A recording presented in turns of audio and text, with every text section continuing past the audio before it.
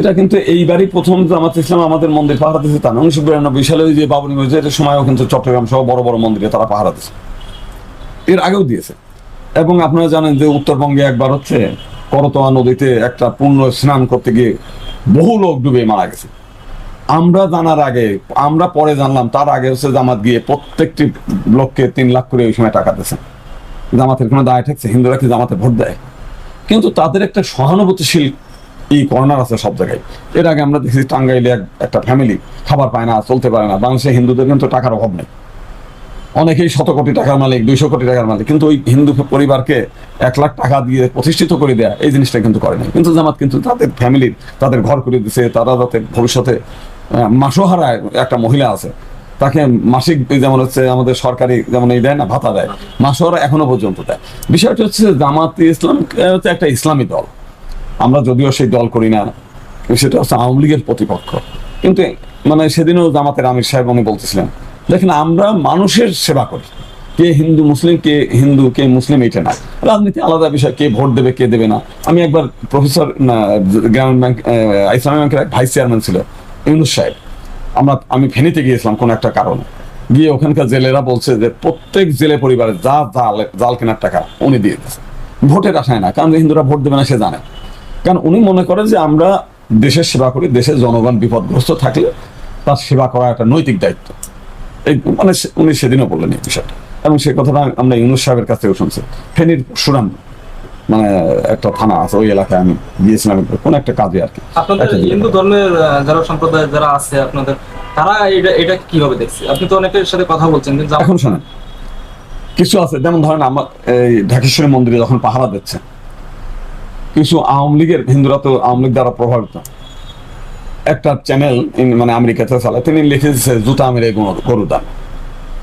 আজকে ধ্যান কথার কথা, যদি ঢাকেশ্বরী মন্দির কোনো লোক নাই, রাতের বেলায় ওই যে যারা টোকাই আছে না গদা ইকবালের মতো, ওই যে যদি ওইখানে একটা প্রতিমা ভেঙে ঘুরিয়ে ফেলাই দিয়ে আসলে পরের দিন দোষ হবে কার?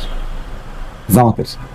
জামাত কিন্তু এই দায় থেকেই নিচ্ছে যে অকারণে আমাদের ঘরে পড়বে। এবং গতকাল রাতে 12টার সময় ঠিক মানে বলছে, মানে এক ধরনের সংবাদ পাওয়া গেলো এই ঢাকেশ্বরী মন্দিরে তারা হামলা করবে।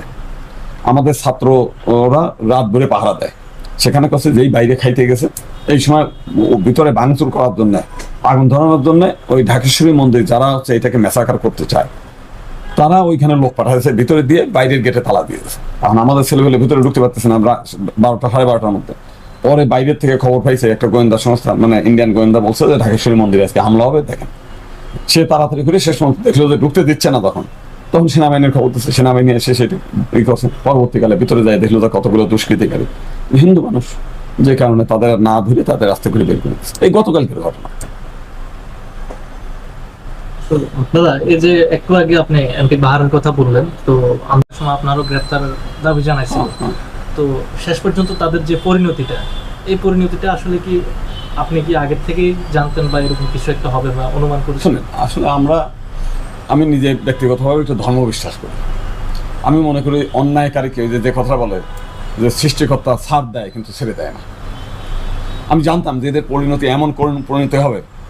এই বিষয়ে ভারতের এক গোয়েন্দা কর্মকর্তা এখন থেকে 6 মাস আগে আমি তাকে বলছিলাম যে দেখেন, আমি যেটা আন্দোলন করি সেটা আমার জাস্ট কমিউনিটির জন্য। আমি রাষ্ট্র ক্ষমতায় কোনোদিন মন্ত্রী হবো না, চেয়ারম্যান হবো না, এমপি হবো না, কিছুই না। আমি চাই আমার কমিউনিটি যেন বেঁচে থাকে। তাদের উপর অকারণে আপনি রাজা রাজা যুদ্ধ হয়, উলু ঘরে পড়ান যায়।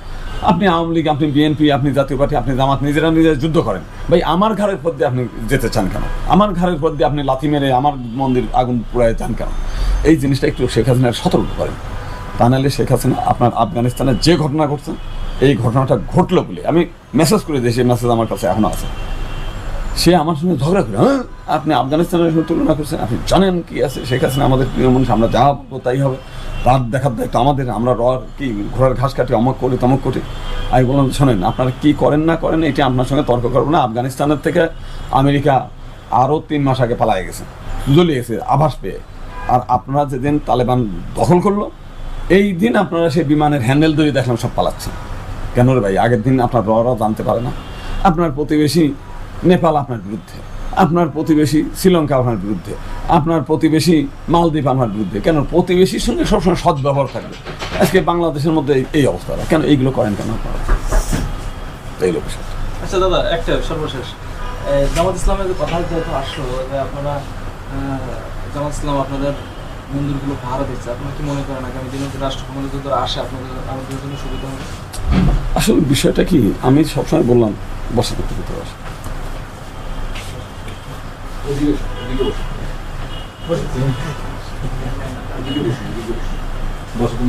বিষয়টা হচ্ছে যে আওয়ামী লীগের রাজনৈতিক মানে ভিকটিম হলে আমরা, বিএনপি জামাত তো আমাদেরকে রাজনৈতিক ভিকটিম না, তার দ্বারা আমরা তো অত্যাচারিত না। যদিও এটা নিয়ে রিউমার অনেক, সেই রিউমারটা হচ্ছে তাদের সঙ্গে বিরোধ হচ্ছে ক্ষমতা দখলের আওয়ামী লীগ, আমাদের সঙ্গে তো তাদের কোনো বিরোধ না। এবং জামাত আজ পর্যন্ত জামাতের নামে যুদ্ধাপরাধ অমক তমক এগুলো নানান কিছু হবে, সেটা তো তাদের পলিটিক্যাল, আমাদের তো না। আমাদের সম্পত্তি এনিমি প্রপার্টি করে তো জামাত দখল করে নেই। আমাদের বিভিন্ন মন্দির একবার মানে জায়গা দখলের ব্যাপারে অনেকে অনেক কথা বলে, জামাত তার আমার জায়গা দখল করে না। তো সব দিক দিয়ে আমরা মনে করি যে জামাত ক্ষমতা আসলে কি হবে সেটা হচ্ছে পরের ব্যাপার। কিন্তু বর্তমান সময় থেকে আমরা অতীত পর্যন্ত যা দেখছি, জামাত দ্বারা তো আর আমরা নির্যাতনের শিকার হই নাই। এবং এই দিন আমির বলতেছে, আমির সাহেব যেটা বলছেন যে আমার দলের নেতা কর্মী বা আমার দলের নাম ভাঙায় যদি কোনো জায়গায় কোনো হিন্দুর বাড়িতে চাঁদা দাবি করে, মন্দির ভাঙে, প্রতিমা ভাঙে, কিংবা হুমকি ধামকি দেয়, কিংবা চাঁদা দাবি করে, কোনো কথা না, আপনি তাদেরকে ধরবেন, হাতে নাতে ধরে আমাদের হাতে দেবেন। ওই সরকারি পুলিশ বিচার কি হলো কি হলো না, তাকে প্রকাশ্যে আমরা কি বিচার করি আপনারা দেখবেন আর কি। তাহলে এতবার একটা সিওরিটি আর তো কেউ দেয় নেই আমাদেরকে কখনো। ছাত্রলীগ তো কোনোদিন মন্দির পাহারা দেয় নাই, আওয়ামী লীগ তো আমাদের কোনো মন্দিরে যে একটি রাত যাপন করে নেই। আমরা যেখান থেকে উপকৃত হচ্ছি, এখানে মানে হয়তো এটা নিয়ে অনেক কথাই বলবে, যারা আওয়ামী লীগের সঙ্গে যুক্ত, তাদের আওয়ামী লীগের শত্রু জামাত, সেই শত্রুটা আমাদের হিন্দুদের ঘাড়ে চাপাই দিচ্ছে। প্লিজ